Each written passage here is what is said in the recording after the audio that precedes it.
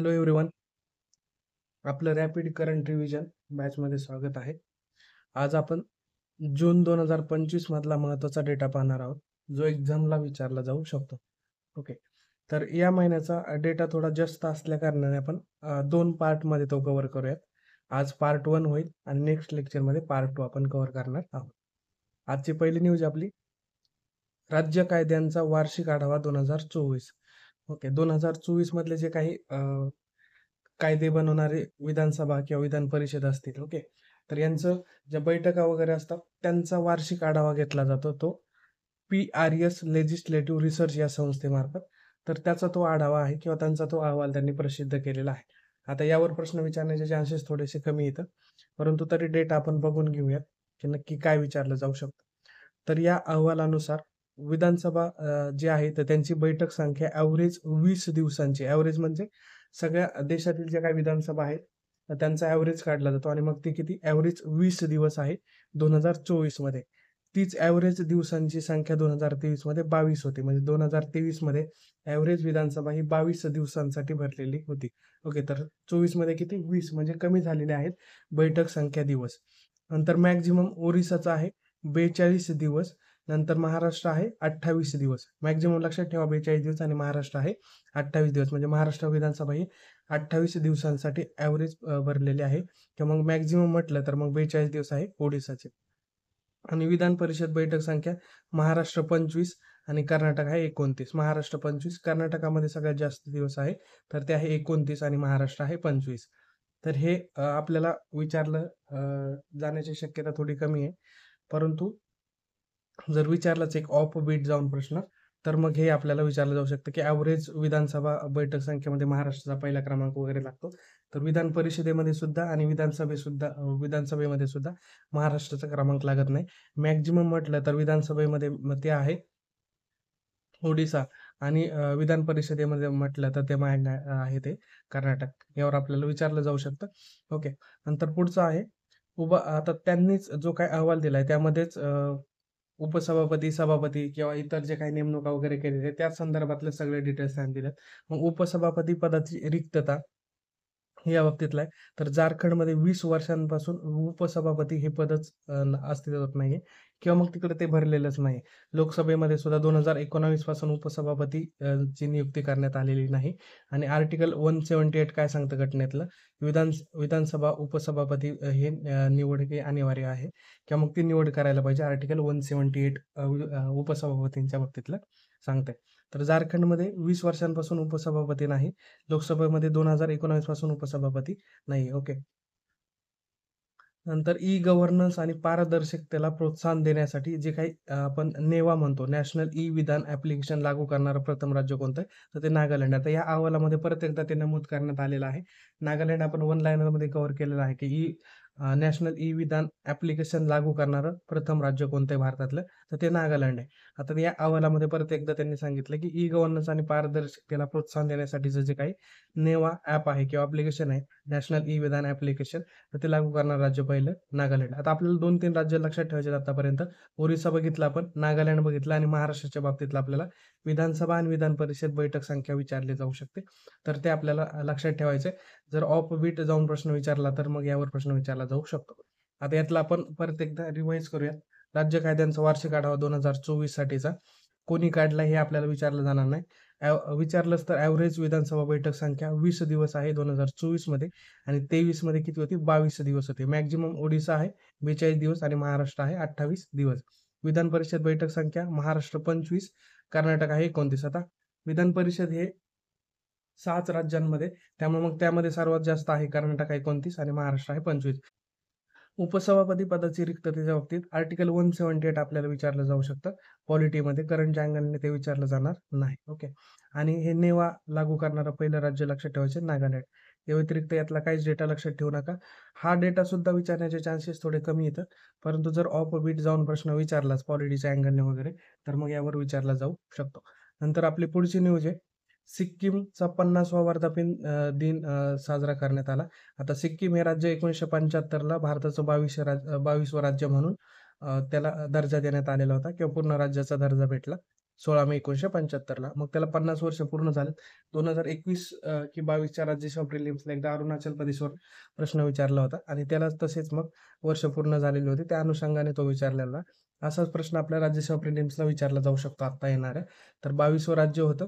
16 मे 1975ला 22व्या राज्याचा दर्जा भेटला किंवा पूर्ण राज्याचा त्याला दर्जा भेटलेला आहे. त्यासाठीची घटना दुरुस्ती 36वी घटना दुरुस्ती.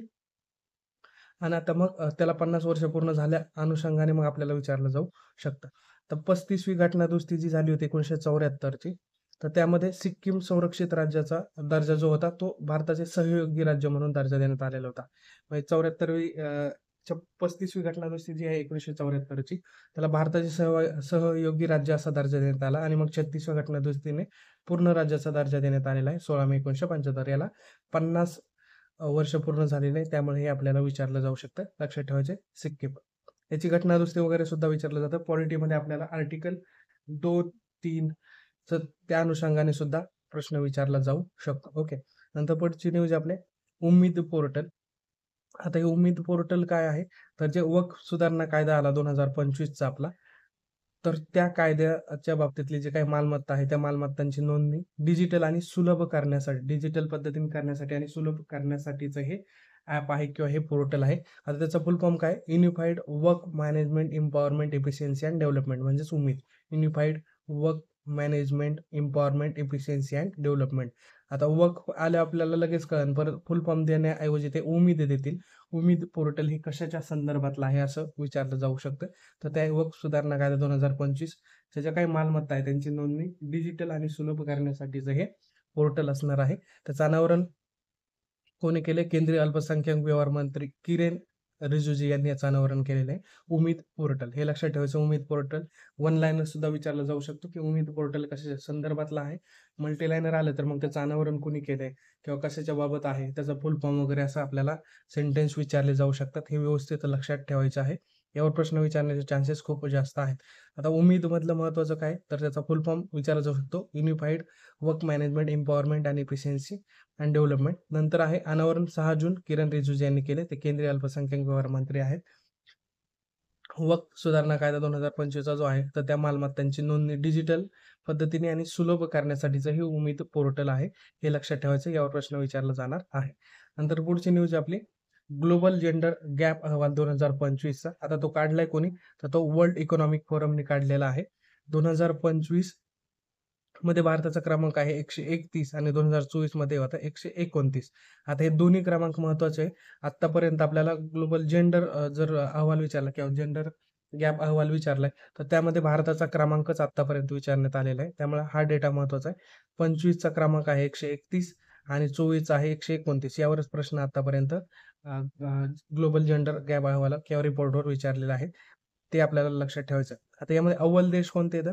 तर आइसलँड आहे. सलग 16व्या वर्षी तो प्रथम आलेला आहे किंवा सलग 16व्या वर्षी तो अव्वल आलेला देश आहे. त्यामुळे आपल्याला हे लक्षात ठेवायचं आहे. आइसलँड सलग 16 वर्ष आणि नंतर मग दुसरा क्रमांक आहे फिनलँड, नंतर आहे नॉर्वे, नंतर आहे UK. परंतु आपल्याला आइसलँड लक्षात ठेवायचे कारण तो सलग 16व्या वर्षी पहिला आलेला आहे. नंतर मग शेवटचा क्रमांक कोणाचा आहे 25 मध्ये? तर 148वा क्रमांक आहे पाकिस्तानचा, 47 आहे सुदान आणि 46 आहे चाड. तर आपल्याला 48 लक्षात ठेवायचे पाकिस्तान. 148 पाकिस्तान. भारताचा क्रमांक आहे 131. 24 ला होता 129. 129 वरून 131 वर आपण गेलेले हे लक्षात ठेवायचं आहे. 2006 पासून हा अहवाल जाहीर केला जातो. त्याच्यासाठीचे आयाम कोणते आहेत? तर डायमेन्शन कोणते? तर आर्थिक सहभाग आणि संधी, नंतर शैक्षणिक नैपुण्य, आरोग्य आणि जगण्याची क्षमता आणि राजकीय सक्षमीकरण. आता हे जे काही आयाम आहेत ते आपल्याला इकॉनॉमिक्समध्ये 1-2 वेळा विचारून झालेले आहेत. तेच करंट ट्रायंगलनी जर मल्टी लाईनर आला तरच विचारले जातील. अन्यथा इकॉनॉमिक्समध्येच परत एकदा हे आयाम विचारले जातील. आर्थिक सहभाग आणि संधी, शैक्षणिक नैपुण्य, आरोग्य आणि जगण्याची क्षमता आणि राजकीय सक्षमीकरण. आता हे आपण जेंडर अहवाल पाहतो किंवा जेंडर रिपोर्ट पाहतोय. मग हे महिलांच्या बाबतीत असते. आर्थिक सहभाग आणि संधी, महिलांना आर्थिक सहभाग किती आहे किंवा किती संधी भेटतात त्याच अनुषंगाने आहे. राजकीय मध्ये किती आहेत, मग महिला विधानसभेमध्ये किती आहेत, संसदेमध्ये किती आहेत, असं त्यावरून तो रिपोर्ट काढला जातो. ह्यामध्ये जो स्कोर आहे तो 0 ते 1 मध्ये असतो. जर 0 असेल तर सर्वात जास्त असमानता आहे आणि 1 असेल तर पूर्ण समानता आहे. आता हे एच-डी-आय वगैरे आहेत, तर त्या रिलेटेड सुद्धा स्कोरच्या बाबतीत आपल्याला इकॉनॉमिक्समध्ये विचारलं जातं. करंटमध्ये नाही विचारलं जाणार आहे, परंतु इकॉनॉमिक्समध्ये विचारले जाण्याचे चान्सेस आहेत. तर ते व्यवस्थित लक्षात ठेवायचे. इकॉनॉमिक्समध्ये पण विचारलं जाऊ शकतं आणि करंटमध्ये फक्त मग आपल्याला जे काही क्रमांक आहे भारताचे आणि रिसेंट कोणाचा क्रमांक पहिला आहे, शेवटचा क्रमांक कोणता आहे, इथपर्यंतच करंटमध्ये विचारलं जातं. पुढचा जो काही डेटा आपण बघितला, डायमेन्शन्स असतील, स्कोर असेल, ओके. 2006 पासून वगैरे काढला जातं, तर हे इकॉनॉमिक्समध्ये विचारले जाण्याचे चान्सेस आहेत. आता यातलं डिटेल बघूयात, की ज्यावर प्रश्न विचारला जाऊ शकतो. तर एक ग्लोबल जेंडर गॅप अहवाल आहे 2025. तर कोणत्या वर्षीच्या अहवालामध्ये भारताचा क्रमांक 131 आहे, असाही विचारलं जाऊ शकतो. ओके. तर 2025 131वा क्रमांक 148 देशांमध्ये, 24 मध्ये क्रमांक होता 129. पहिला क्रमांक आहे आइसलँडचा. सलग 16व्या वर्षी ते पहिले आलेले आहेत. नंतर शेवटचा आहे पाकिस्तानचा 148वा क्रमांक आहे त्यांचा. 2006 पासून हा अहवाल काढला जातो. त्याचे 4 डायमेन्शन आहेत. हे इकॉनॉमिक्समध्ये विचारलं जाईल आपल्याला. आर्थिक सहभाग आणि संधी, शैक्षणिक नैपुण्य, आरोग्य आणि जगण्याची क्षमता आणि राजकीय सक्षमीकरण. स्कोर 0 ते 1 मध्ये असतो. 0 म्हटलं की सर्वात जास्त असमानता आणि 1 म्हटलं की पूर्ण समानता. आता जे काही हायलाइट केलेला डेटा आहे, यावरच प्रश्न विचारण्याचे चान्सेस आहे. इकॉनॉमिक्समध्ये सुद्धा तो विचारला जाऊ शकतो आणि करंटमध्ये सुद्धा विचारला जाऊ शकतो. एवढं लक्षात ठेवायचं आहे. नंतर पुढची न्यूज आहे आपली भारताच्या मोहिमा. आता भारताने जे काही भारतीय नागरिक आहेत त्यांना इतर देशातून भारतात आणण्यासाठी, सुखरूप आणण्यासाठी ज्या काही मोहिमा राबवल्या होत्या, त्या संदर्भातलं आहे. हे वन लाइनर किंवा जोड्या ह्या दोन्ही पद्धतीत हे विचारलं जातं. वन लाइनर किंवा जोड्या लावण्यासाठी दोन्ही पद्धतीत हे प्रश्न विचारले जातात. यावर प्रश्न विचारण्याचे चान्सेस आहेत. ओके. दरवर्षी म्हणजे 1 वर्षाआड तरी यावर प्रश्न विचारला जातो राज्यसेवेला किंवा मग कंबाईनला वगैरे किंवा 3 एक्झाम ज्या आहेत, ग्रुप सी, ग्रुप बी आणि राज्यसेवा यापैकी एखाद्या एक्झाममध्ये हा दरवर्षी विचारला जाणारा प्रश्न आहे. आता ऑपरेशन सिंधू, इराण आणि इस्रायल संघर्षग्रस्त इराणमधून भारतीय नागरिकांची सुटका करण्यासाठीचं हे ऑपरेशन सिंधू होतं. ऑपरेशन सिंदूर आणि ऑपरेशन सिंधू यामध्ये वाचण्यामध्ये कन्फ्युजन होतं. सिंधू आहे की सिंदूर आहे हे व्यवस्थित लक्षात ठेवायचं आहे. सिंधू म्हटलं, ऑपरेशन सिंधू म्हटलं की इस्रायल संघर्षग्रस्त इराणमधून भारतीय नागरिकांची सुटका. आता जे काही इराण आणि इस्रायलमध्ये संघर्ष सुरू आहे, त्यामध्ये इराणमधून भारतीय नागरिकांची सुटका करण्यासाठीचं हे मोहीम आहे किंवा ऑपरेशन आहे, ऑपरेशन सिंधू. नंतर आहे ऑपरेशन इंद्रावती. हैती गँग जे काही हैती देशामध्ये सुरू असलेलं हैती गँग आणि त्यांचा जो काही हिंसाचार आहे, तर त्यामधून भारतीय नागरिकांसाठीचं हे operation Indravati. Okay. Operation Ajay आहे. इस्रायल हमास युद्धाच्या बाबतीतलं ऑपरेशन अजय. नंतर आहे ऑपरेशन कावेरी. सुदान गृहयुद्ध जे सुरू होतं त्यामध्ये मग ते 23 मधलं आहे हे. तर त्यामध्ये भारतीय नागरिकांची सुटका करण्यासाठी ऑपरेशन दोस्त आहे. तुर्की आणि सिरिया भूकंप जो झाला तर त्या बाबतीतलं. ऑपरेशन गंगा युक्रेन युद्धाच्या बाबतीतलं. ऑपरेशन देवी शक्ती अफगाणिस्तानच्या बाबतीतलं. वंदे भारत मिशन आणि ऑपरेशन समुद्र सेतू हे कोविड-19चे येतं. आता वंदे भारत हे हवाई मार्गे सुटका करण्यासाठीचं आहे आणि समुद्र सेतू हे सागरी मार्गाने किंवा समुद्र मार्गाने. आता हे वंदे भारत आपल्याला समजत नाही. आपल्याला वंदे भारत आपल्याला ट्रेन वाटू शकते. ट्रेन वंदे भारत आहे, परंतु मिशन म्हटलं तर मग हवाई मार्गाने भारतीय नागरिकांची कोविड-19 मध्ये केलेली सुटका वंदे भारत मिशन.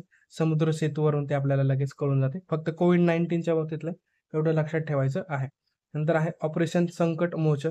दक्षिण सुदानच्या बाबतीतलं ऑपरेशन संकट मोचन. ओके. आता आपण वर कावेरी बघितलं. ऑपरेशन कावेरी हे सुदान गृहयुद्धाच्या बाबतीतलं आहे आणि ऑपरेशन संकट मोचन हे दक्षिण सुदानच्या बाबतीतलं आहे. ओके. नंतर ऑपरेशन राहत येमेन गृहयुद्धाच्या बाबतीतलं आणि ऑपरेशन मैत्री नेपाळमध्ये जो काही भूकंप झाला होता त्यासाठीच्या मदतीचं किंवा मग नागरिकांसाठीचं हे ऑपरेशन मैत्री आहे नेपाळ भूकंप. आता हे सगळेच ऑपरेशन महत्वाचे 24, 25 आणि 23 या तिन्ही वर्षातले महत्वाचे ऑपरेशन घेतलेले की ज्यावर प्रश्न विचारला जाऊ शकतो. तर हे व्यवस्थित लक्षात ठेवायचे. जोड्या लावण्यासाठी एक वन लाइनर प्रश्न विचारला जाऊ शकतो की इराण इस्रायलमध्ये जो काही संघर्ष चालू होता त्यामध्ये मग इराणमधून भारतीय नागरिकांची सुटका करण्यासाठीचं खालीलपैकी कोणतं ऑपरेशन आहे? Operation Sindhu, operation Indravati, operation Ajay, operation Kaveri असे ऑप्शन्स दिले जातील किंवा मग डायरेक्ट ऑपरेशन सिंधू एका साईडला, operation Indravati, operation Ajay, operation Kaveri आणि दुसऱ्या साईडला कशाच्या बाबतीतल्या ह्या मोहिमा आहेत किंवा ऑपरेशन्स आहेत असा प्रश्न विचारला जाऊ शकतो. हे महत्त्वाचे ऑपरेशन एक एक यातल्या बाबतीतलं आपल्याला कीवर्ड लक्षात ठेवायचे आणि मग त्यावरून उत्तरापर्यंत जाता येईल. ओके. आता ऑपरेशन सिंधू, सिंधू म्हटलं किंवा सिंदूर म्हटलं तर नाही का आपण कोणाला लावू शकतो? तर मग इराला असं या पद्धतीने तुम्ही लक्षात ठेवू शकता. ऑपरेशन सिंधू, इरा. नंतर ऑपरेशन दोस्त तुर्की, सिरिया. ओके, ह्यातले 3-4 व्यवस्थित पाठ करून ठेवा. इलिमिनेशननी सुद्धा ते आपल्याला तिथपर्यंत जाता येते. ओके, हे परत एकदा रिपीट करूयात आपण. भारताच्या मोहिमा, ऑपरेशन सिंधू, इराण इस्रायलच्या बाबतीतला आहे ऑपरेशन सिंधू. संघर्षग्रस्त इराणमधून भारतीय नागरिकांची सुटकेसाठी operation Indravati, Indravati Haiti. Okay, नंतर ऑपरेशन अजय, इस्रायल हमास युद्धाच्या बाबतीतलं. ऑपरेशन कावेरी, सुदान गृहयुद्ध. ऑपरेशन दोस्त, तुर्की सिरिया भूकंपाच्या बाबतीतलं. ऑपरेशन दोस्त तुर्की सिरिया भूकंप आहे आणि ऑपरेशन मैत्री हे नेपाळचा भूकंप आहे. दोस्त म्हटलं की तुर्की आणि सिरियामधला भूकंप, मैत्री म्हटलं की नेपाळचा भूकंप. ऑपरेशन गंगा, युक्रेन युद्ध. ऑपरेशन देवी शक्ती, अफगाणिस्तान आहे. ऑपरेशन वंदे भारत, ऑपरेशन समुद्र सेतू हे कोविड-19च्या बाबतीतले. संकट मोचन, दक्षिण सुदान. ऑपरेशन राहत, येमेन गृहयुद्ध. हे सगळेच महत्त्वाचे आहेत. मागच्या 3 वर्षातले 23, 24 आणि 25 मधले हे आहेत. यावर आपल्याला प्रश्न विचारला जाऊ शकतो. कोविड-19च्या बाबतीतले काय आहेत, तर त्यावर सुद्धा कन्फ्युजन होऊ शकतं. त्या अनुषंगाने मग ते घेतलेले आहेत. ओके, एवढे जे हायलाईट केलेले आहेत ऑपरेशन्स ते विचारले जाऊ शकतात. ऑलरेडी 1-2 वेळा याच्यावर प्रश्न विचारलेला आहे. नंतर पुढची न्यूज बघूयात आपण. जयंत नारळीकर यांच्या बाबतीतले. यांचं निधन झालं मे 2025 मध्ये. त्यांचा जन्म आहे 19 जुलै 1938. ओके, त्यांचा जन्म 19 जुलै 1938 आणि 20 मे 2025ला त्यांचं निधन झालेलं आहे. ज्येष्ठ खगोलशास्त्रज्ञ, विज्ञान लेखक आणि महाराष्ट्र भूषण त्यांना 2010 साली देण्यात आलेला होता. आता त्यांची आई सुमती विष्णू नारळीकर या संस्कृत पंडिता होत्या आणि वडील मात्र गणित तज्ज्ञ होते, रँगलर विष्णू वासुदेव नारळीकर. ओके, आता आपण रँगलर वगैरे रँगलर परांजपे वगैरे पाहतो. तर ही रँगलर पदवी कधी दिली जाते, तर केम्ब्रिज युनिव्हर्सिटीमधून जर तुम्ही मॅथेमॅटिक्समध्ये चांगलं काम केले असेल तर त्यावेळेस रँगलर ही पदवी गणित तज्ज्ञांना दिली जाणारी आहे. तर त्यांचे वडील हे गणित तज्ज्ञ होते, आई मात्र संस्कृत पंडित होते आणि मग त्या ज्येष्ठ खगोलशास्त्रज्ञ आहेत, विज्ञान लेखक किंवा महाराष्ट्र भूषण जयंत नारळीकर. ओके, यावर आपल्याला प्रश्न विचारण्याचे चान्सेस खूप जास्त आहेत. त्यांचं शिक्षण वाराणसी येथे झाले. BSc त्यांनी बनारस हिंदू युनिव्हर्सिटीमधून केलेलं आहे. केम्ब्रिज युनिव्हर्सिटीमधून त्यांनी मॅथेमॅटिक्समध्ये BA केले, MA केले आणि PhD केली आणि त्यांना तिथेच मग रँगलर आणि टायसन हे पदक सुद्धा भेटलेलं आहे. ओके, सलग जर तुम्ही टॉप केलं तर टायसन ही पदवी दिली जाते युनिव्हर्सिटीमध्ये, केम्ब्रिज युनिव्हर्सिटीमध्ये. आणि रँगलर तर आपण बघितलं गणितामध्ये जे काही विशेष काम करतात त्यासाठीचं हे आहे रँगलर. ओके, वाराणसीमध्ये त्यांनी BSc केली बनारस हिंदू युनिव्हर्सिटीमधून आणि BA मॅथेमॅटिक्स, MA मॅथेमॅटिक्स आणि PhD मॅथेमॅटिक्समधून कुठं केली त्यांनी, तर केम्ब्रिज युनिव्हर्सिटीमध्ये केली. तिथं त्यांना रँगलर आणि टायसन पदक भेटलेले आहे. ओके, आता खगोलशास्त्रज्ञात बाबतीत किंवा त्यांनी खगोलच्या बाबतीत काय काम केलंय, तर 1972 ते 1989 जे आहे त्यामध्ये त्यांनी Tata institute of fundamental research जे आहे तिथं थेरॉटिकल ॲस्ट्रोफिजिक्स गटाचं नेतृत्व केलं होतं. 72 ते 89 जवळपास 17 वर्ष त्यांनी टाटा इन्स्टिट्यूट ऑफ फंडामेंटल रिसर्चमध्ये काम केलेलं आहे. त्यांनी ॲस्ट्रोफिजिक्स या गटाचं नेतृत्व त्यामध्ये केलेलं आहे. 1988 आयुका जी आहे, तर आयुकाची स्थापना 1988ला पुणे युनिव्हर्सिटीमध्ये झाली. आत्ताचं जे सावित्रीबाई फुले पुणे युनिव्हर्सिटी आहे त्यामध्ये आयुकाची स्थापना करण्यात आली होती आणि मग त्याचे ते संस्थापक संचालक आहे. ॲस्ट्रोफिजिक्सच्या बाबतीतलीच काम करणारी ही राष्ट्रीय संस्था आहे आयुका. ओके, IUCAA आयुका म्हटलं जातं तिला 1988ला. राज्यसेवा मेन्सला सायन्स टेक्नॉलॉजीच्या बाबतीत आयुकावर 2-3 वेळा त्यांची स्थापना वर्षावर प्रश्न विचारलेला आहे.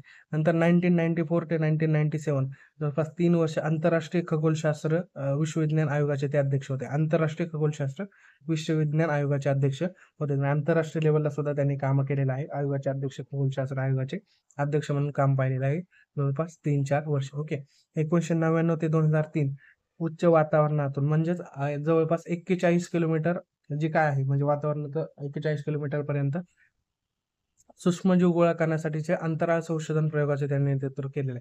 म्हणजे उच्च वातावरण जे आहे त्यामधून जे काही सूक्ष्मजीव वगैरे असतात तर त्यांना गोळा करणे आणि मग त्यांच्यावर संशोधन वगैरे करणे यासाठीचा जो काही गट होता किंवा ग्रुप होता त्या त्यांनी नेतृत्व केलेलं आहे.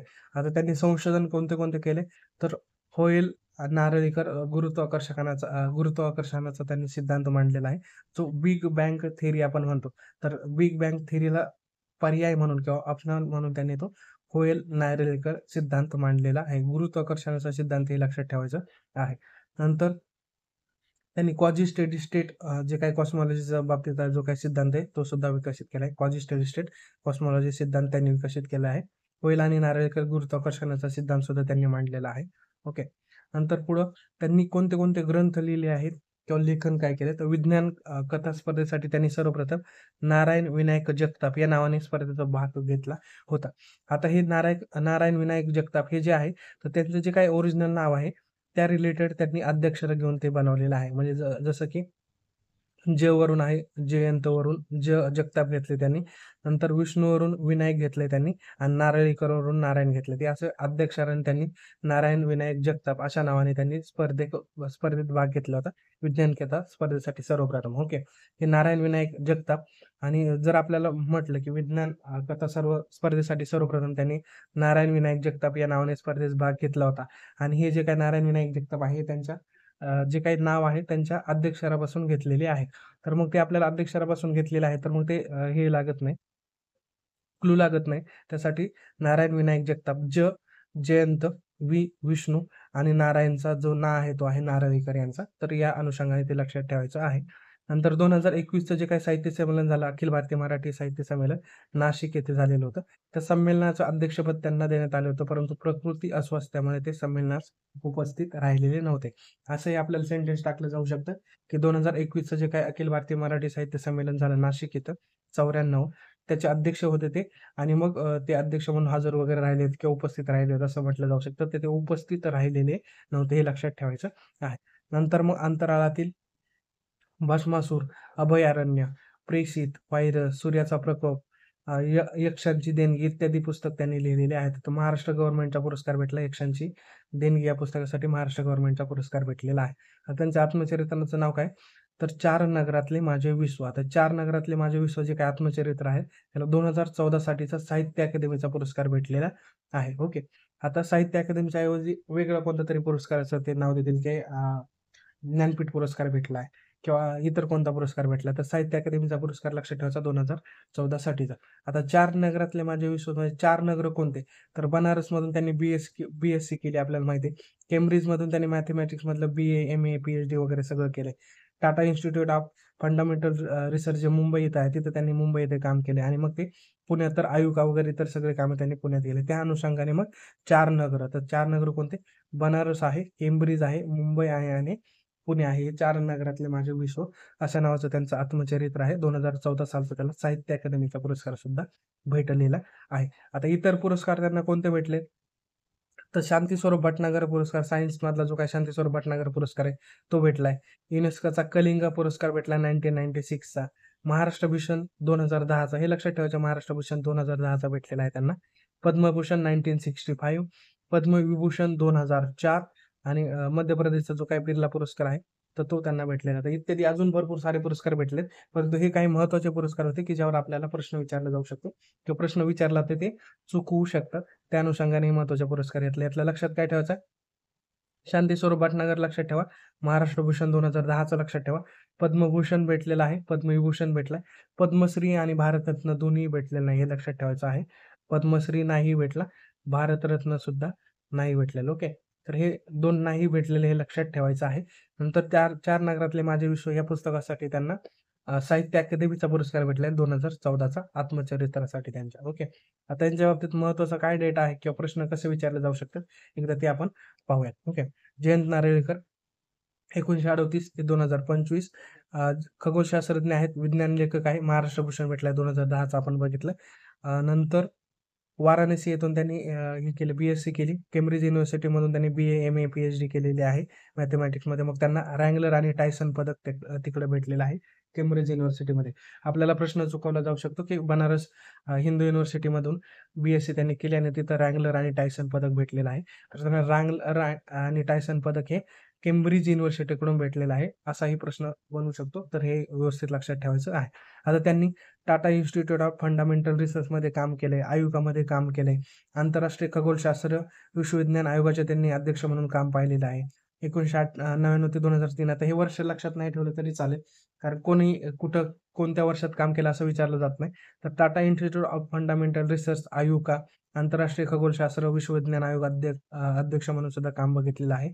आणि उच्च वातावरणातून सूक्ष्मजीव गोळा करण्यासाठीचे जे काही अंतराळ संशोधन मोहीम होती किंवा प्रयोग होता त्याचं नेतृत्व सुद्धा त्यांनी केलेलं आहे. ओके.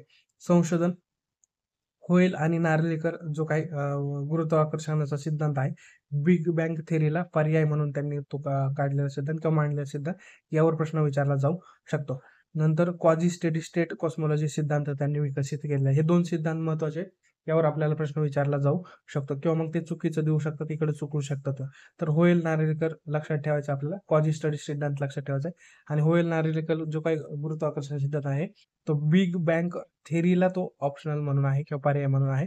हे सुद्धा लक्षात ठेवायचं आहे. त्यावर सुद्धा आपल्याला प्रश्न विचारला जाऊ शकतो. नंतर पुढचं काय महत्वाचं आहे, तर विज्ञान कथा स्पर्धेसाठी सर्वप्रथम नारायण विनायक जगताप नावाने त्यांनी स्पर्धेत भाग घेतला आणि मग ते नारायण विनायक जगताप हे जे काही नाव आहे ते कसे बनवले ते आपण बोललेलो आहे. नंतर 2021 94 जो अखिल भारतीय मराठी साहित्य संमेलन होतं, त्या संमेलनाचे अध्यक्ष ते होते आणि प्रकृती अस्वास्थ्यामुळे ते काय उपस्थित राहिलेले नव्हते. ओके. नंतर अंतराळातील भस्मासूर, अभयारण्य, प्रेषित, व्हायरस, सूर्याचा प्रकोप इत्यादी त्यांनी पुस्तकं लिहिली आहेत. तर त्यातले जे काही यक्षांची देणगी आहे, या पुस्तकासाठी महाराष्ट्र गव्हर्नमेंटचा त्यांना पुरस्कार भेटलेला आहे. अजूनही इतर भरपूर पुस्तकं आहेत, परंतु आपल्याला प्रश्न याच्यावरच विचारला जाऊ शकतो. त्या अनुषंगाने ते घेतलेलं आहे. आता आत्मचरित्राचं नाव काय त्यांचं?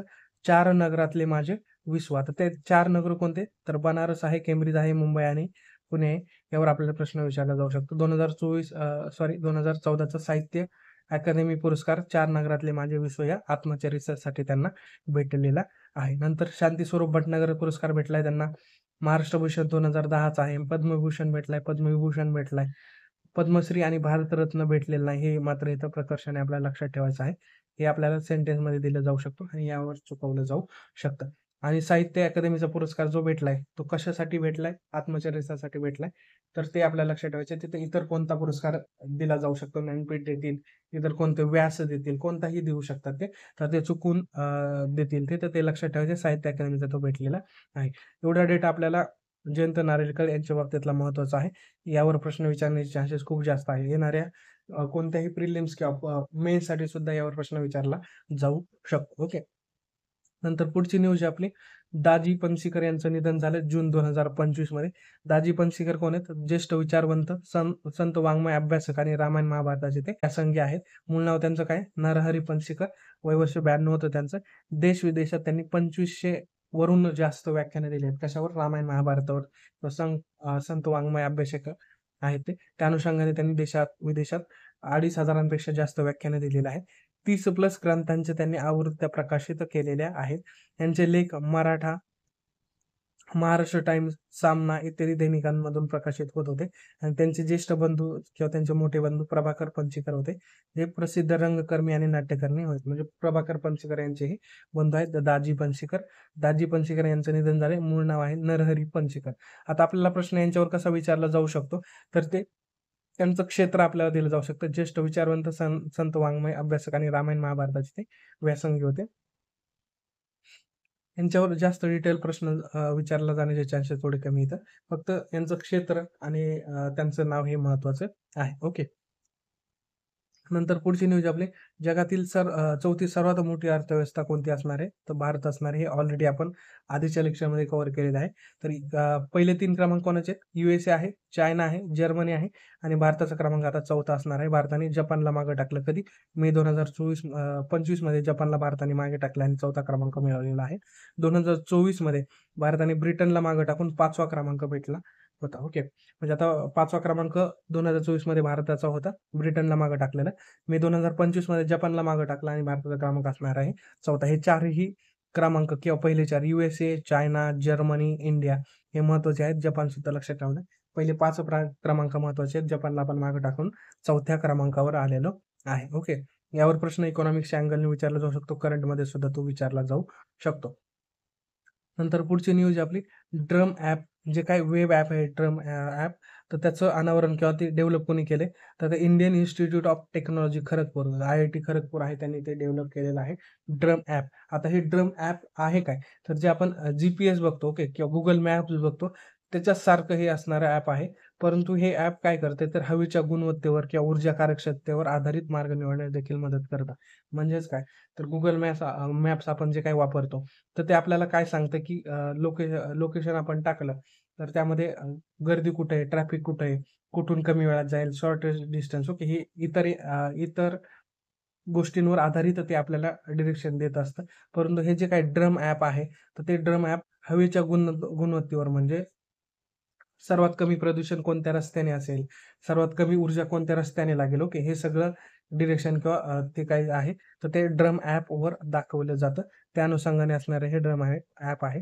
तर ड्रमचा फुल फॉर्म काय? Dynamic route planning for urban green mobility म्हणजेच drum. Dynamic route planning for urban green mobility आणि ते विकसित कोणी केलं? Indian Institute of Technology Kharagpur हे लक्षात ठेवायचं आहे.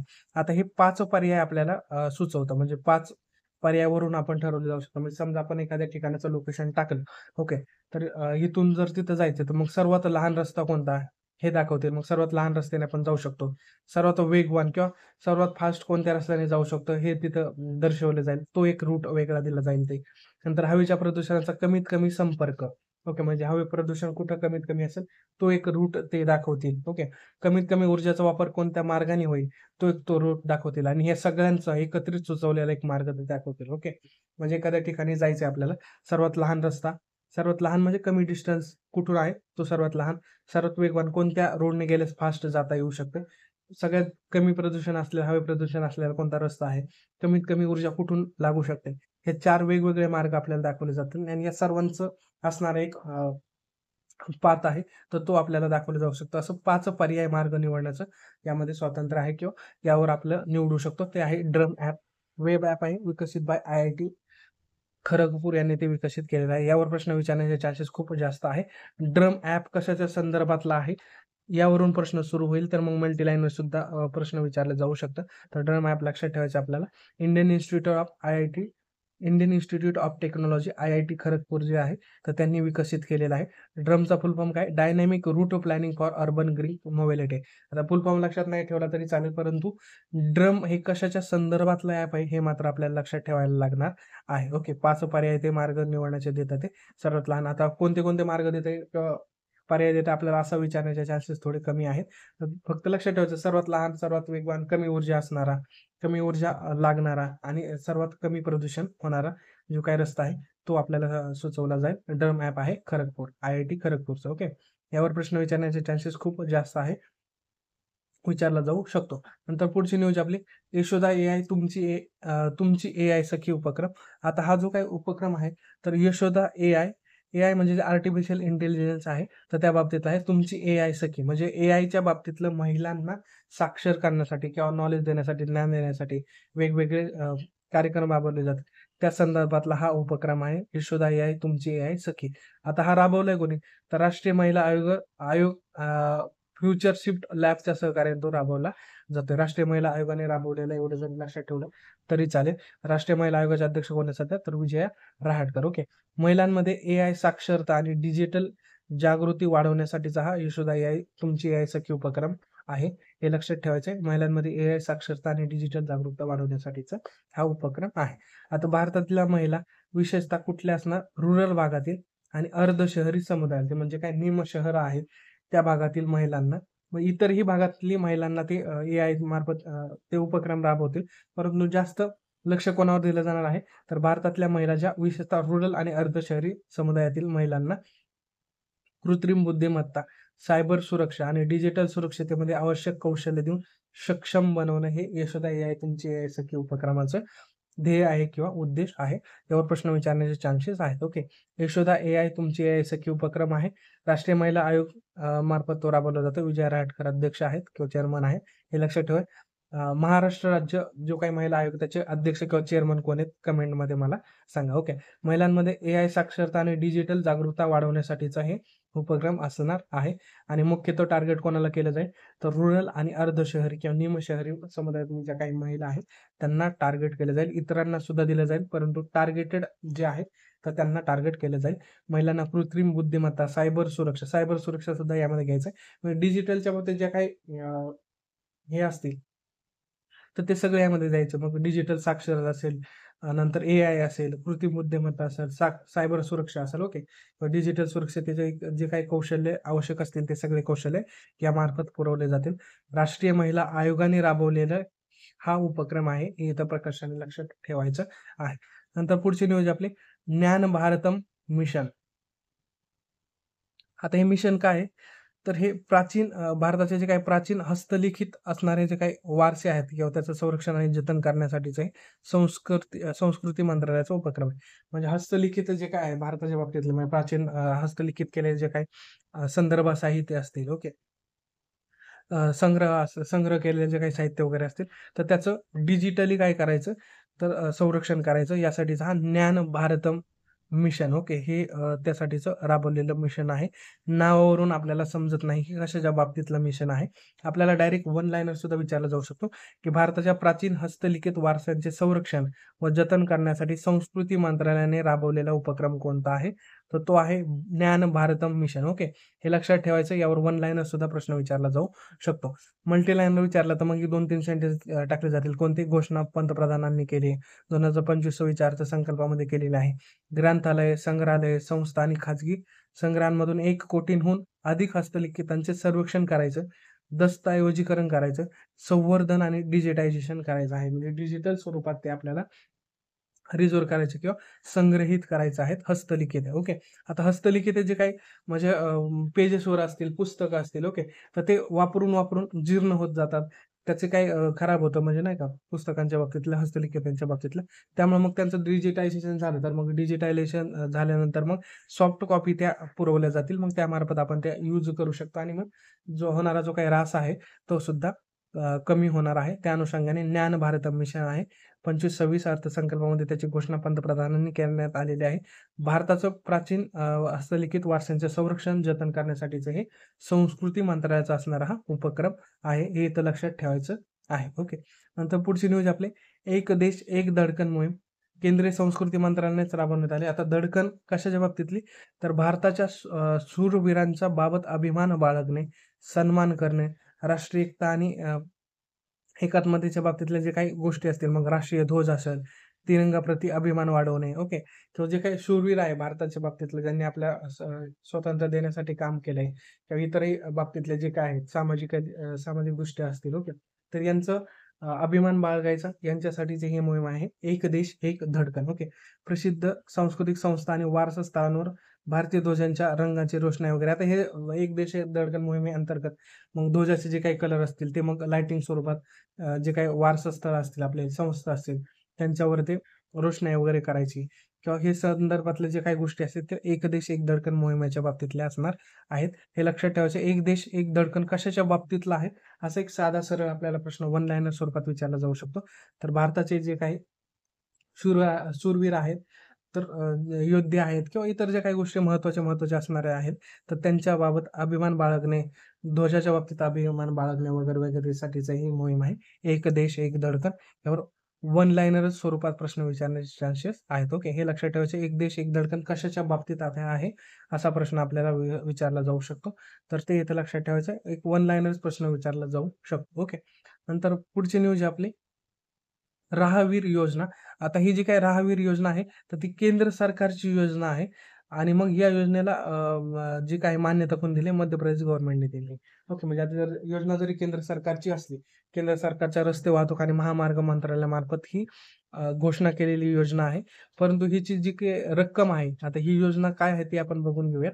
तर अपघातग्रस्तांना वेळेवर म्हणजेच गोल्डन आवर आपण ज्याला काही म्हटलं जातं, तर वेळेवर रुग्णालयात पोहोचण्यास मदत करणाऱ्या कोणत्याही वाटसरूला ₹25,000 बक्षीस देण्यासाठीची ही योजना आहे. मग ही योजना आहे कोणासाठीची? तर राहावीर योजना आहे. जे काही अपघातग्रस्त झालेले आहेत त्यांना हॉस्पिटलपर्यंत किंवा दवाखान्यापर्यंत पोहोचवण्यासाठी जो काही मदत करणारा वाटसरू आहे, तर त्याला प्रोत्साहनपर दिले जाणारी रक्कम किंवा बक्षीस आहे 25,000 आणि मग त्यांच्या अनुषंगाने राबवलेली योजना आहे राहावीर योजना. आपल्याला डायरेक्ट प्रश्न विचारला जाऊ शकतो, राहावीर योजना कोणासाठी आहे किंवा बक्षीस कोणाला दिलं जातं? अपघातग्रस्तांना दिलं जातं, वाटसरूंना जे अपघातांना मदत करतील त्यांना दिलं जातं, डॉक्टरांना दिलं जातं. अशा वेगवेगळ्या पद्धतीचं आपल्याला फिरवू शकतात. तर ते वाटसरूला ₹25,000 बक्षीस दिलं जातं. आता ही योजना का राबवण्यात येते? जर एखाद्याने ॲक्सिडेंट झालेला पाहिला, ओके. आणि मग ते पोलीस चौकशी असेल किंवा इतर गोष्टी असतील, त्या अनुषंगाने मग लोकं दुर्लक्ष करायचे, वाटसरू दुर्लक्ष करायचे आणि मग जो काही गोल्डन आवर आपण म्हणतो, अपघातग्रस्तांना जो काही ठराविक वेळेत उपचार भेटायला पाहिजे, तो उपचार नाही भेटला, तर अपघातग्रस्ताचं काय होतं? निधन होतं आणि मग त्याला वाचवण्यासाठी वाटसरूंनी जर मदत केली असती, तर त्या अनुषंगाने मग ही योजना लॉन्च केलेली आहे. ओके. तर प्रोत्साहन म्हणून दिले जाणारे ही बक्षीस आहे ₹25,000 कोणाला? वाटसरूला. ओके. राहावीर योजना आहे. किती रक्कम दिली जाते असाही प्रश्न विचारला जाऊ शकतो. तर राहावीर योजना आहे केंद्र सरकारची आणि त्यांनी घोषणा कोणी केली? तर रस्ते वाहतूक आणि महामार्ग मंत्रालयाने केली आणि मग या योजनेला मान्यता दिली मध्य प्रदेश गव्हर्नमेंटने.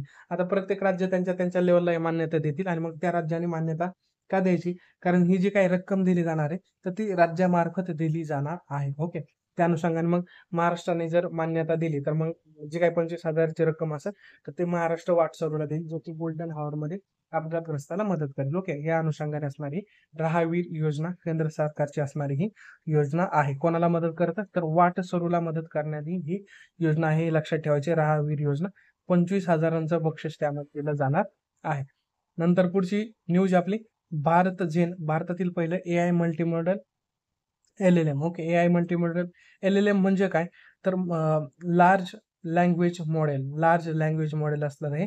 भारतातलं पहिलं एआय मल्टीमॉडल एल-एल-एम. आता हे वन लाइनर विचारलं जाईल. भारतातलं पहिलं एआय मल्टीमॉडल एल-एल-एम कोणतं आहे? तर ते आहे भारत जेन. ओके. हे भारत जेन लक्षात ठेवायचं आहे. केंद्रीय विज्ञान आणि तंत्रज्ञान राज्यमंत्री जितेंद्र सिंह यांनी याचे अनावरण करण्यात आलेले. स्वदेशी विकसित केलेलं कृत्रिम बुद्धिमत्ताच म्हणजे एआय आधारित मल्टीमॉडल लार्ज लँग्वेज मॉडेल ते आहे. तर याचं उद्दिष्ट काय? तर भारतीय मूल्यांमध्ये रुजलेले जे काही नैतिक, समावेशक, बहुभाषिक एआय आहे, त्याला प्रोत्साहन द्यायचं. आरोग्य सेवा, शेती, शिक्षण आणि प्रशासनात प्रदेश विशिष्ट उपाय प्रदान करणं आणि एआय डॉक्टरांना स्थानिक भाषा बोलून ग्रामीण टेलिमेडिसिनसाठी चालना देणं. ओके. म्हणजे एआयच्या बाबतीतल्या ज्या काही गोष्टी असतील, मग त्या हॉस्पिटलच्या बाबतीत असेल, वैद्यकीय असतील, औद्योगिक असतील, शेती असेल, शिक्षण असेल, ओके. इतर जे काही सगळ्या बाबतीतले एआय आहे, तर त्याला प्रोत्साहन द्यायचे. भारतीय मूल्यांमध्ये रुजलेल्या नैतिक समावेशात असणाऱ्या एआयसाठी प्रोत्साहन देण्यासाठीच हे भारत जन आहे. स्वदेशी विकसित केलं आहे कृत्रिम बुद्धिमत्ता लार्ज मल्टीमॉडल आहे ते लँग्वेज मॉडेल. ओके. भारत जेन काय आहे?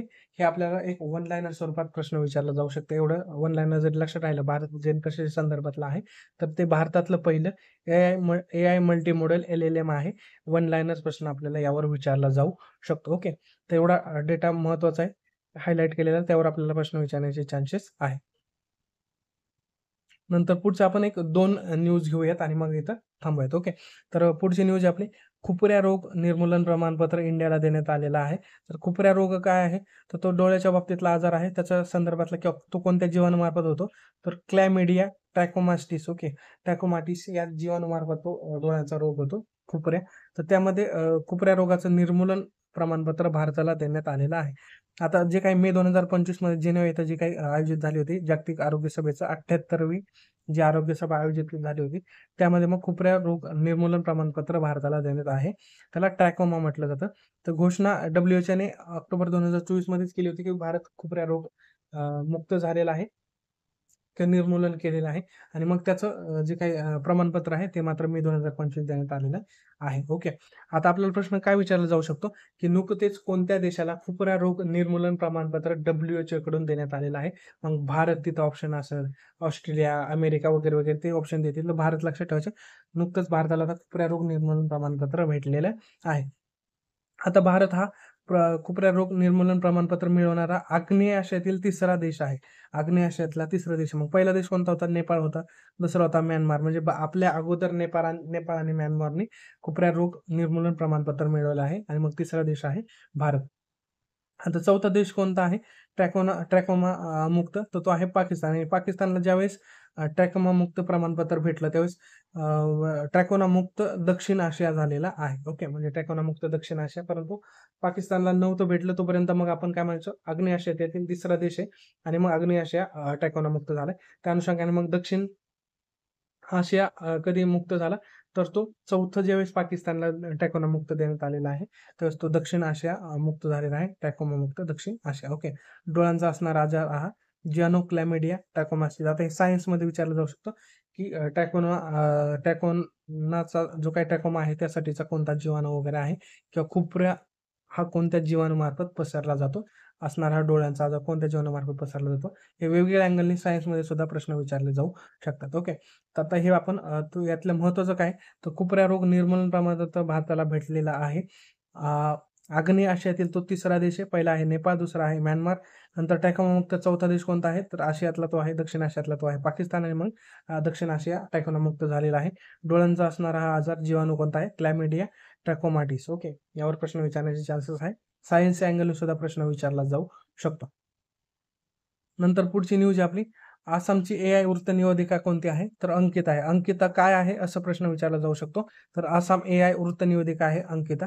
अनावरण हिमंत बिस्वा शर्मा यांनी केलेलं आहे. म्हणजे कोण आहे तर ते CM आहेत. फर्स्ट वृत्त निवेदन करणारे आसाम मंत्रिमंडळाची बैठक, म्हणजे जे काय आसाम मंत्रिमंडळाची बैठक झालं त्याचं पहिल्यांदा वृत्त निवेदन कोणी केलं आहे तर ते अंकिताने केलेलं आहे. AI वृत्त निवेदिका असणारी अंकिता. आता आसामचे आयरिस जी बाब होते, आपण आयरिसच्या बाबतीत सुद्धा न्यूज पाहिलेली होती. आसामची पहिली ही AI शिक्षिका होती आयरिस. ओके, आसामची AI शिक्षिका कोण, आयरिस. आसामची AI वृत्त निवेदिका कोण, अंकिता. हे दोन वेगवेगळ्या लक्षात ठेवायचे, अंकिता आणि आयरिस. यावर प्रश्न विचारला जाऊ शकतो. अंकिता काय आहे तर आसाम AI वृत्त निवेदिका आहे. आयरिस काय आहे तर आसामची पहिली AI शिक्षिका आहे. ओके, एवढंच दोन एक फॅक्ट लक्षात ठेवायचे, AI वृत्त निवेदिका आणि AI शिक्षिका. शिक्षिका म्हटलं की आयरिस आहे आणि अंकिता म्हटलं की वृत्त निवेदिका आहे. ओके, नंतर पुढची न्यूज आपली, MR श्रीनिवासन अणुशास्त्रज्ञ जे होते त्यांचं निधन झालेलं आहे 20 मे 2025 रोजी. आता MR श्रीनिवासन म्हणजे काय तर मालूर रामास्वामी श्रीनिवासन. ओके, जे काय अणुऊर्जा कार्यक्रम आहे आपला, नागरी अणुऊर्जा कार्यक्रमाचे शिल्पकार म्हणून यांना ओळखलं जातं, हे लक्षात ठेवायचं आहे. 1930चा त्यांचा जन्म होता, 2025 मध्ये त्यांचं निधन झालेलं आहे. MR श्रीनिवासन, MR म्हणजे मालूर रामास्वामी श्रीनिवासन, अणुशास्त्रज्ञ आहेत. भारतीय नागरी अणु ऊर्जा कार्यक्रमाचे त्यांना शिल्पकार म्हटलं जातं. त्यांचं शिक्षण बीटेक विश्वेश्वरय्या अभियांत्रिकी महाविद्यालयातून मेकॅनिकल इंजिनिअरिंगमध्ये त्यांनी बीटेक केलं. बीटेक मेकॅनिकल इंजिनिअरिंगमध्ये झाले. एमटेक 1952 मॅकगिल विद्यापीठामधून केले. PhD त्यांनी गॅस टर्बाईन यामध्ये PhD केलेले आहे. मग ते म्हणजे असणारे काय मेकॅनिकल इंजिनियर असणारे ते, नंतर PhD गॅस टर्बाईनमध्ये वगैरे केली आणि मग ते नागरी अणुऊर्जा कार्यक्रमाचे शिल्पकार म्हणून त्यांना ओळखलं जातं, मालूर रामास्वामी. आता 1955 अणुऊर्जा विभागात ते जॉईन झालेले आहेत. नंतर अप्सरा ही जी काही अणुभट्टी होती, म्हणजे भारतातली आणि आशियातली पहिली अणुसंशोधन अणुभट्टी म्हणून अप्सराला ओळखलं जातं. सायन्स अँड टेक्नॉलॉजी मध्ये हे जास्त करून विचारलेला प्रश्न आहे की भारतातली आणि आशियातली पहिली अणुसंशोधन अणुभट्टी कोणती तर ती आहे अप्सरा. ओके, आणि त्यानंतर मग अप्सरामध्ये त्यांनी सुद्धा काम केलं, त्या टीम मधले सदस्य म्हणून त्यांनी काम केलेलं आहे. 1959 ला तारापूर अणुऊर्जा केंद्र प्रमुख अभियंता म्हणून त्यांनी काम केले. आता जो काही तारापूरचा अणुऊर्जा केंद्र आहे त्याचे केंद्र प्रमुख अभियंता म्हणून त्यांनी काम केलेलं आहे. आणि तारापूर कार्यरत कधी झाले 1969 पासून. तारापूर कोणत्या जिल्ह्यात आहे मला कमेंट करून सांगा. हे प्रिलिम्सला जॉग्राफी वगैरे अँगलने सुद्धा विचारलं जातं. तारापूर कोणत्या जिल्ह्यात आहे, ते कार्यरत 1969 मध्ये झालेलं आहे. तर ते कमेंट बॉक्समध्ये मला सांगा तारापूर कोणत्या जिल्ह्यामध्ये आहे. ओके, तारापूर ही भारताची पहिली व्यावसायिक अणुभट्टी आहे. आपण आता भारताची पहिली किंवा दक्षिण आशियातील पहिली अणुसंशोधन अणुभट्टी बघितली अप्सरा, परंतु तिथं फक्त संशोधन केलं जातं. ओके, अणुसंशोधन केलं जातं. आणि व्यावसायिक अणुभट्टी म्हटलं तर मग कोणती आहे तर ती आहे तारापूर. कोणत्या जिल्ह्यात आहे हे कमेंट बॉक्समध्ये मला सांगा. ओके, 1967 ला मद्रास अणुऊर्जा केंद्र प्रमुख अभियंता म्हणून त्यांनी कामं पाहिलेलं आहे. 1984 अणुऊर्जा मंडळाचे अध्यक्ष होते.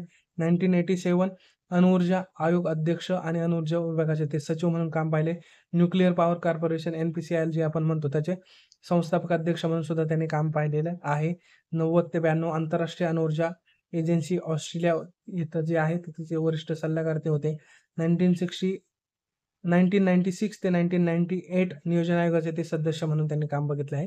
2002 कर्नाटक गव्हर्नमेंट जे काही उच्च शिक्षण कार्यदल होतं तर त्याचे ते अध्यक्ष म्हणून सुद्धा त्यांनी काम पाहिलेलं आहे. आता यांच्या बाबतीत काय विचारलं जाऊ शकतं एकदा ते आपण पाहूया. MR श्रीनिवासन, मालूर रामास्वामी श्रीनिवासन अणुशास्त्रज्ञ होतं. नागरी अणुऊर्जा कार्यक्रमाचे त्यांना शिल्पकार म्हटलं जातं. नंतर मेकॅनिकल इंजिनिअरिंगमध्ये त्यांचे झालेले. अप्सरा अणुभट्टी जी काही विकसित करणाऱ्या टीम मधले ते होमी बाबा यांच्या टीम मधले ते सदस्य होते. नंतर अप्सरा ही भारतातली आणि आशियातील पहिली अणुसंशोधन अणुभट्टी आहे. तारापूर ही भारतातली पहिली व्यावसायिक अणुभट्टी आहे, हे लक्षात ठेवायचे आपल्याला. नंतर मद्रास अणुऊर्जा केंद्र वगैरे त्यांनी इतर सगळ्या ठिकाणी काम केले. मग अणुऊर्जा आयोगाचे मंडळाचे अध्यक्ष म्हणून काम केले त्यांनी. अणुऊर्जा आयोगाचे अध्यक्ष, अणुऊर्जा विभागाचे सचिव म्हणून त्यांनी काम केलेलं आहे. न्यूक्लिअर NPCIL आपण जे म्हणतो nuclear power corporation of India limited त्याचे संस्थापक अध्यक्ष म्हणून त्यांनी काम पाहिलेलं आहे. आंतरराष्ट्रीय अणुऊर्जा आयोगाचे जे आहेत, तर त्याचं वर्ष सल्लागार म्हणून त्यांनी काम पाहिलेलं आहे. 96 ते 98 नियोजन आयोगाचे सदस्य आणि 2002 कर्नाटक गव्हर्नमेंटचे जे काही उच्च शिक्षण कार्यदल आहे, तर त्याचे अध्यक्ष म्हणून सुद्धा त्यांनी काम पाहिलेलं आहे. जो काही हायलाइट केलेला डेटा आहे त्याच बाबतीत आपल्याला प्रश्न विचारला जाऊ शकतो. हे वर्ष वगैरे काही लक्षात नाही ठेवलं तरी चालेल. ओके. एवढा डेटा आपल्याला एम.आर. श्रीनिवासन यांच्या बाबतीत महत्त्वाचं आहे. यावर प्रश्न विचारला जाऊ शकतो. ओके. तर इथं आपण थांबूयात. हा पार्ट 1 होता. नेक्स्ट लेक्चरमध्ये आपण जून 2025 चा पार्ट 2 कव्हर करूयात. Thank you.